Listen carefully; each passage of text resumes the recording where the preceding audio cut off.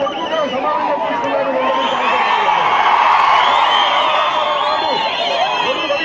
కోసం సామాజిక న్యాయం కోసం పోరాడారు.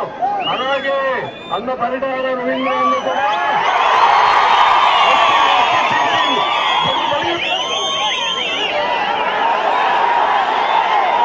ప్రజల యొక్క ఆశీస్సులతో ఈనాడు ప్రజాసేవకు అంకితమై అన్న పరిటాల రవీంద్ర గారి ఆశయాలను నందమూరి తారక రామారావు గారి ఆశయాన్ని ముందుకు తీసుకెళ్తున్నారు.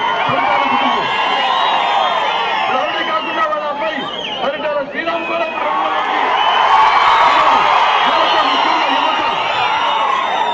యువతను ప్రోత్సహించడానికి సరైన మార్గాలను నడిపించడానికి ఒకటి అన్యాయాన్ని అన్యాయంతో ఎదుర్కోవాలి.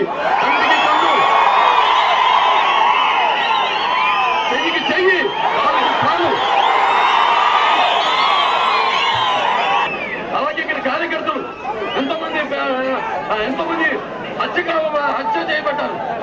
ఎంతమంది తమ ప్రాణాలకు సైతం లెక్క చేయకుండా పార్టీని తమ భుజ మీద తీసుకుని ముందుకు